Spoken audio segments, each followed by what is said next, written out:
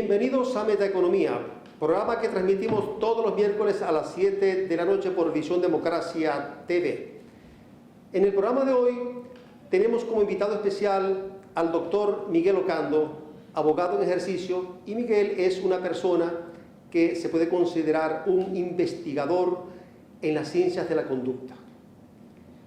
Miguel, bienvenido a Metaeconomía. Muchísimas gracias, Alberto, por darme esta oportunidad de compartir un momento pues, con tu audiencia, ¿no? Era algo que siempre me había planteado y estaba esperando desde hace muchísimo tiempo. Muchas gracias. Sí. Como te comentaba al principio del programa, Miguel, el nombre de este programa Metaeconomía radica en que la metaeconomía estudia los procesos humanos, los principios, valores, las creencias del individuo y cómo estos procesos humanos de cultura, de formación, de civilización, crean riqueza o generan pobreza en una sociedad. Estuve leyendo en estos días a Peter Scott en su libro sobre la historia oculta del mundo, y decía él que en el mundo existen tres tipos de personas: el tipo 1, el tipo 2 y el tipo 3. El tipo 1 y el tipo 2 pertenecen a sociedades secretas que tienen el poder del mundo. El tipo 1 aboga por el bien, por el amor, por los valores humanos, y el tipo 2 son sociedades secretas oscuras que propagan la maldad y la destrucción de las sociedades y no tienen sentimientos respecto al daño que causa.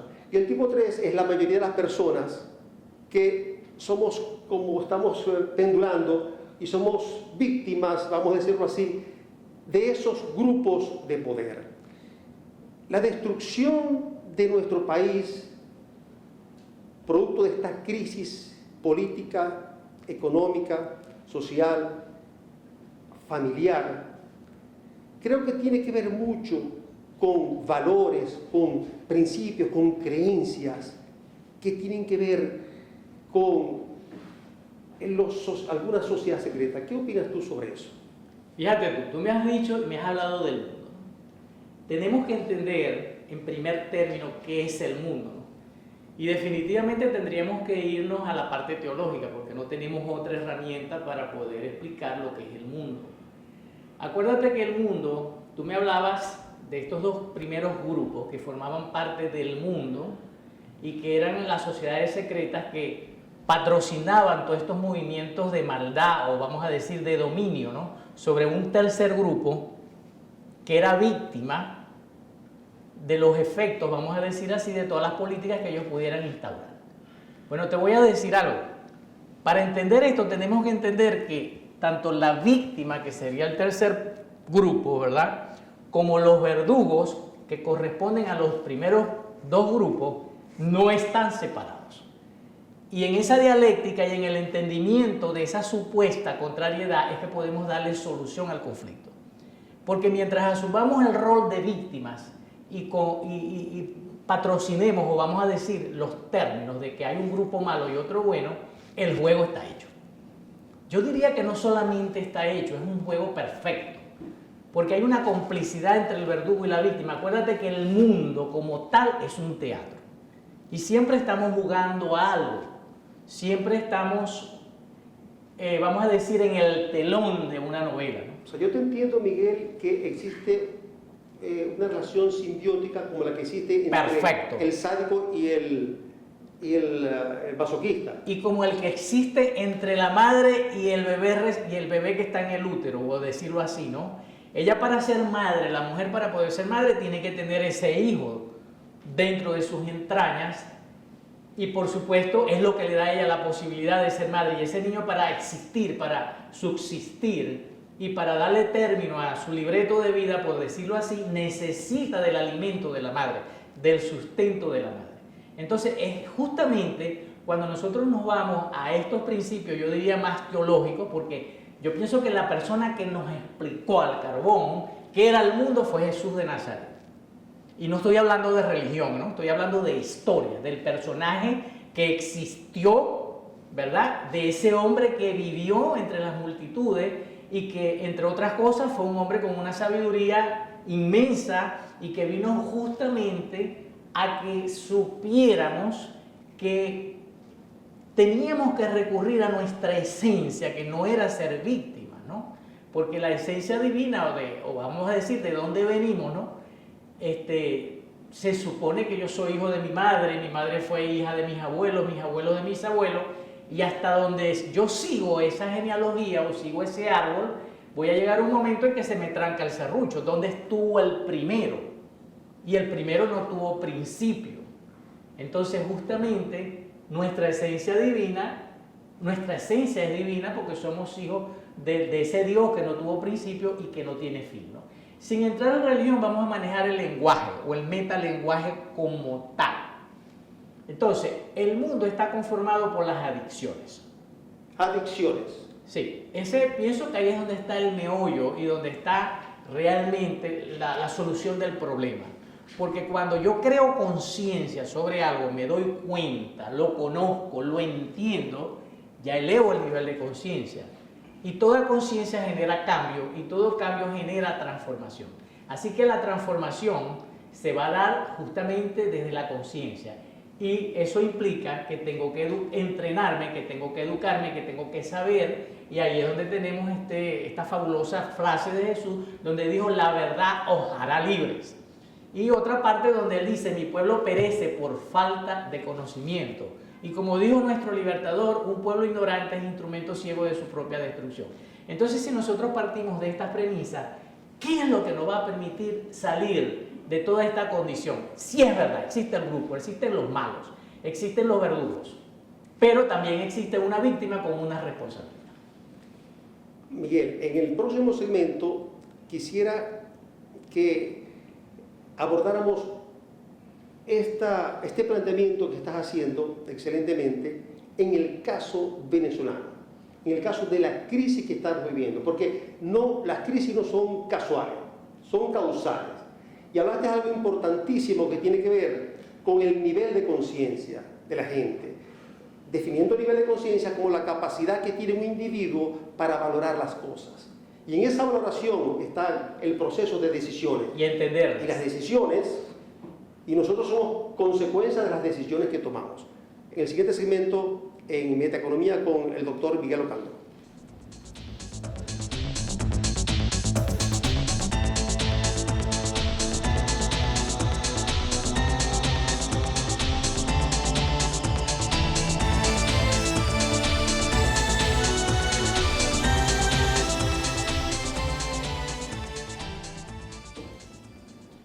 Miguel, ¿cuál es la responsabilidad de nosotros, de los venezolanos, respecto a la situación tan dramática sobre esta megacrisis política, económica, moral e institucional que estamos viviendo?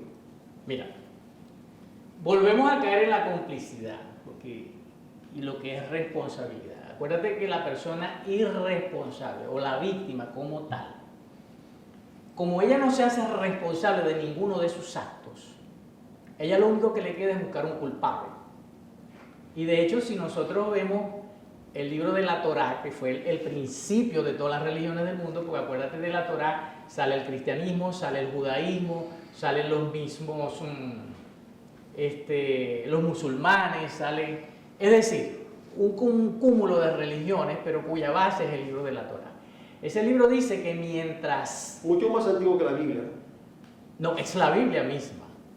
Porque acuérdate que el Pentateuco, que son los cinco libros que componen la Biblia, que son el Génesis, el Éxodo, el Números, el Levíticos y el Deuteronomio. Entonces, esos 5 libros, vamos a decir, que conforman el Pentateuco, Penta 5 y Teuco libros, 5 libros son los que conforman la Biblia como tal. Correcto. Dice que es muy clara y específica, donde se dice que mientras tengas una contienda con tu hermano, es decir, tengas el juicio, pues seas la víctima, en otras palabras, recógeme la ofrenda que me pusiste en el altar. porque no tengo ni ojos ni oídos para escuchar tus oraciones. Lo que vale decir que la víctima está separada completamente de Dios, por lo tanto no tiene poder. Y la condición de víctima nunca te va a dejar ver el problema, y mientras no lo veas y lo entiendas, no lo puedes resolver, porque ese entendimiento es lo que te va a llevar al cambio de la conciencia, que es el problema que tenemos, un nivel de conciencia de víctimas como tal. Entonces, si esto lo amarramos con el segundo libro de Crónicas, en el capítulo 7, versículos 14, 15 y 16, que dice: si se humillare mi pueblo, sobre el cual mi nombre es invocado, y buscare mi rostro, y orare, y se convirtieren de sus malos caminos, entonces yo tendré ojos y oídos para escuchar las oraciones en ese lugar, perdonaré sus pecados y sanaré su tierra. Esto me parece a mí magistral, y yo pienso que trasciende todos los estudios económicos, políticos, catedráticos, como lo quieras ver. Porque ¿qué es lo que te están diciendo las Sagradas Escrituras? Que no me sigas orando para que yo te resuelva un problema que lo generaste tú. Si tú no te humillas y reconoces de que tú fuiste la causa del efecto, ¿verdad? No tengo ni ojos ni oídos para escuchar tus oraciones. Y si no te conviertes de tus malos caminos, ¿qué es lo que estoy diciendo si no reconoces el error? Porque entonces aquí las religiones han hecho, yo digo, un marasmo, vamos a decir, de intereses con la palabra pecado, cuando la palabra pecado simplemente significa, viene del arameo, y en su acepción etimológica lo que significa es errar, equivocarse, más nada. Entonces, si tú no te das cuenta que te equivocaste y que tú fuiste el que generó esa situación, ¿verdad? No voy a perdonar tus pecados, ni voy a sanar esa tierra. De manera que el requisito sine qua non es que yo tenga conciencia. Y ahí vemos un personaje como Renio Tolina, ¿verdad? Renio Tolina muere como en el 78, 79, por ahí, no era ni el 80, antes del 80. Y Chávez gana muchísimo después. Y ya él decía con aquella certeza que en la crisis de valores que estaba viviendo el país, donde se había perdido el respeto por las instituciones y por los ciudadanos, nosotros íbamos a ser repartidos entre muchas potencias y íbamos a perder la soberanía. Entonces tú te pones a ver que eso fue muchísimo antes que Carlos Andrés Pérez, que apenas recién antes que ganara Chávez, como si tuviera una bola de cristal, predice todo lo que está pasando. Pero justamente lo importante de todo esto es cómo todos los gobiernos anteriores tuvieron su participación, cada uno de ellos, en llevar al país donde lo llevaron. ¿Por qué? Bueno, fíjate tú, yo tuve el privilegio de estudiar en un mega ultra liceo que se llama el Liceo Don Pérez, en la ciudad de Maracaibo. Nosotros tuvimos los mejores biólogos, tuvimos los mejores profesores de matemática, de física, de química, unos laboratorios espectaculares, unos profesores de literatura donde un muchacho de cuarto o quinto año había analizado el Popol Vuh, había analizado la Ilíada, había analizado los poemas de Homero, bueno, la Ilíada es un poema de Homero, entre otras cosas, y la Odisea, había analizado el Quijote, toda la literatura de los clásicos de venezolanos, de las obras de Rómulo Gallego. Y mira, ni los liceos más sofisticados ni más caros que hay ahorita, tú hablas con un muchacho y no sabes de qué le estás hablando. Y mi profesor decía, anoten, por favor anoten, dentro de 40 años tenemos un presidente colombiano en Venezuela. ¿Y en qué se basó él? En que había una penetración cultural sin precedentes. Los valores nuestros se habían desplazado. Nosotros quitamos la música que está soportada en el arpa. El arpa, esa música que tocan los ángeles cuando quieren alabar la creación, cuando quieren llegar a Dios. Esa música que utilizaba el rey David cuando pecaba y quería conquistar a Dios y quería que Dios lo perdonara, porque decía, si tú no me perdonas, ¿qué voy a hacer si tú eres el único que me has dado la victoria en mis batallas? Nunca se atribuyó la victoria a las batallas, al ejército que tenía, al armamento que tenía, ni a la capacidad, sino al poder de Dios. Y él, para honrar a Dios, tocaba arpa. Nosotros desplazamos el sonido más espectacular, un canto a la vida, un canto a la naturaleza, un canto a la llanura, un canto a la paraulata, un canto a la mujer. La mujer es un ser divino por naturaleza, sea chora, malandra, El canto delincuente, lo que sea, porque cada mujer cuando pare es bendecida en la mente de Dios. Dios, para ser Dios, el creador de la vida, usa el útero de una mujer para poder ser el creador. Y nosotros dejamos de cantarle con la música venezolana a la mujer para poner el vallenato donde maldecimos a la mujer. Maldecir no quiere llamarla maldita, sino simplemente decir cosas malas de ella. Infiel, traidora, etcétera, etcétera, etcétera. Aunque hay algunos vallenatos que son también muy buenos, ¿no? Yo estoy Bueno, si quieres seguir en crisis y dándole poder a ese grupo de verdugos, sigue escuchando vallenato. Bueno, Miguel, en el próximo segmento vamos a desarrollar, porque hemos establecido que mientras nosotros sigamos con el rol de víctima, pensando que va a venir un ángel azul y celestial para resolver nuestros problemas, pues nos vamos a quedar inmersos para siempre en la crisis.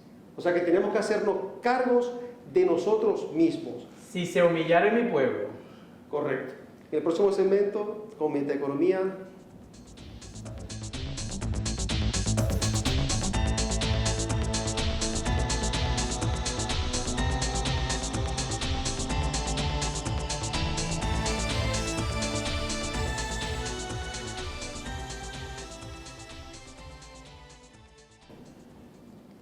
Sigamos con Metaeconomía y el doctor Miguel Ocando. Miguel, ¿cuál sería el proceso para dejar de ser víctimas? Dejar de esperar soluciones mágicas sin que involucren esfuerzos propios, individuales y colectivos. ¿Y cómo nosotros podemos reconstruir el tejido social? Porque mañana tendremos los mejores proyectos del planeta. Recursos suficientes para la reanimación y la reconstrucción del aparato productivo nacional, pero con los mismos valores, principios, creencias, creo que vamos a cometer los errores que cometimos en la Cuarta República. ¿Qué opinas tú? Bueno, fíjate tú, hay cosas que son tan sencillas, tan fáciles, que la gente no le ve lógica, no le ve razón. Porque como dice Elizabeth Clay Pruitt, ella dio una formación, ya murió, Dios la tenga en gloria, una investigadora judía también que estudiaba a profundidad todos los conflictos que se dan en la humanidad, pues este tipo de situaciones que se dan a nivel de la personalidad y del ser como tal. Y ella explica en esa formación que se llama la ciencia del ritmo, porque ahí está la formación está grabada.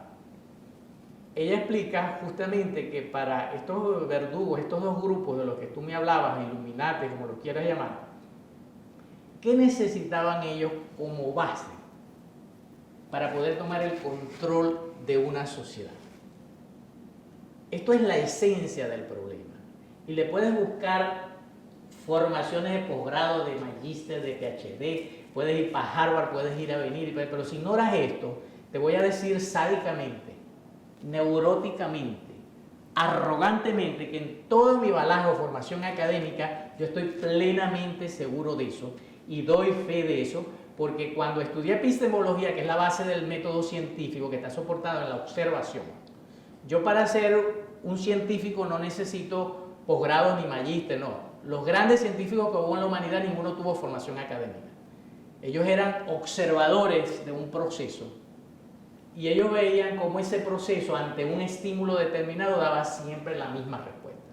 Si se repetía ante los estímulos la misma respuesta del fenómeno, ellos fueron creando leyes que eran aplicables a ese estímulo o a ese fenómeno, por decirlo así.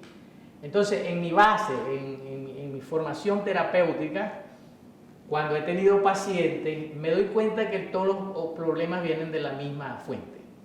Según la Ayurveda, que tengo un posgrado en Ayurveda, pues lo digo no por dar la información, sino para que se entienda de qué trata la Ayurveda. La Ayurveda dice que todos los problemas del hombre, todos sin excepción, tienen sus raíces o su base o su origen en un problema ético.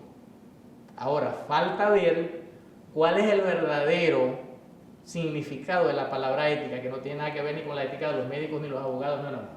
La palabra ética, en su acepción etimológica, es una palabra que viene del griego. Y ética en griego es un derivado de la palabra ethos. Tiene su raíz en la palabra ethos. Y ethos en griego significa conexión con el lugar de origen, conexión con las raíces. Si a partir de ese momento en que yo tengo un problema ético, vienen los problemas económicos, la destrucción de una nación, la destrucción de un país, ¿verdad? Si no observamos que todos los problemas vienen de allí, no vamos a resolver el problema. Entonces, ¿qué necesitaría este grupo de verdugos para instaurar todas sus dinámicas, todas sus políticas y ser, por decirlo así, exitosos en sus planes? Que de paso pienso que han sido muy exitosos. Ellos lo único que necesitan es generar un problema ético en cada sociedad. Es decir, poner las nuevas generaciones en contra de los padres, de sus orígenes, de sus raíces, desconocer su bagaje histórico. Y allí es donde está la situación. ¿Cómo logran estos grupos tener ese poder tan grande?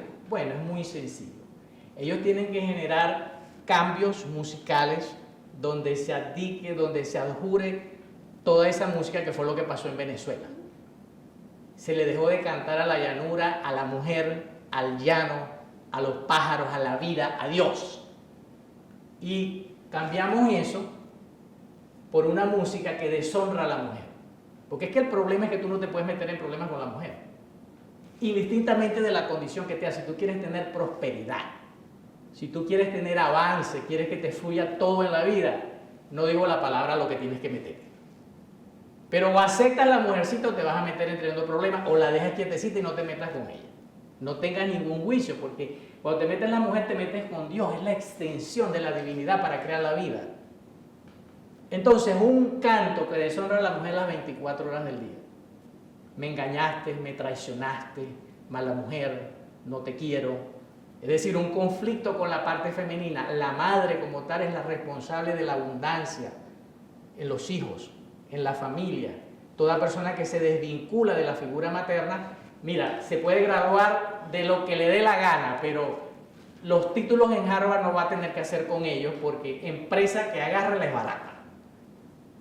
Cuando tú te metes en problemas con tus padres, el padre, la figura paterna es lo que te da autoridad, te da poder, te da el brillo social. Eso es lo que te da la posibilidad de que la gente reconozca tu trabajo, de que pague lo que tú estás pidiendo. Y si estás desvinculado de la figura paterna, eres una persona sin autoridad y sin poder. Bien, Miguel, pero si te damos la responsabilidad que diseñes un programa de formación. Yo comenzaría, O sea, ¿cuáles serían las partes constituyentes de ese programa para lograr elevar el nivel de conciencia de la sociedad? Resolver el problema ético que estamos viviendo. Retomar nuestras raíces, nuestros orígenes, porque cuando yo te pongo una moda, te pongo la música primero, ¿no? Porque yo tengo que, a través de los cambios musicales, es que puedo generar esos cambios tan dramáticos para yo poder abordar esa sociedad y dominarla, ¿no? Y esa música lleva moda. Ejemplo, que me cargue las nalgas afuera, que siendo varoncito te me pongas un mechón verde, uno rojo, uno amarillo, uno azul, ¿verdad? Que te vistas de, no se sabe si eres hombre o mujer porque usas aros, usas ropa muy femenina. Entonces, ¿qué haría un viejo por nuestros padres como tal? Nos diría, ¿qué te pasó? ¿Te volviste loco? Y ahí es donde yo le voy a decir, es que tú eres un viejo obsoleto, tú no entiendes de moda, tú no sabes nada. Tú eres un estúpido. Ahí se genera la confrontación entre los jóvenes y los padres. Por supuesto, la edad de tener sexo normalmente, que era, 18, 19, 20 años, tengo que reducirla a 9, 10 años. ¿Para qué? Para generar una serie de conflictos que vamos a ver niñas pariendo de 12 años, de 9 años, y todo eso una música que induce a romper todos esos valores y ser prematura antes de tiempo. Sí. ¿Sabes que la sociedad, la familia venezolana, de cara a la crisis, a la situación económica, de cara a la pobreza, a la marginalidad y a las condiciones que está enfrentando, fenómenos como la falta de amor, de respeto, de valores en la familia, de incestos, de prostitución, de delincuencia.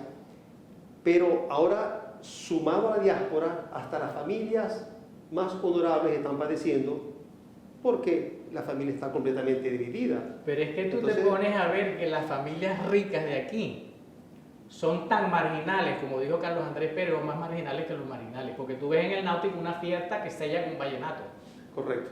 Y las mujeres ricas bailando vallenato. Sí. Bueno, vamos a tener que hacer un programa para hablar de música, ¿no? Y de hablar de los mensajes y los metalenguajes y metamensajes pues, que la música tiene. Bueno, mis amigos, gracias Miguel por acompañarnos en Metaeconomía.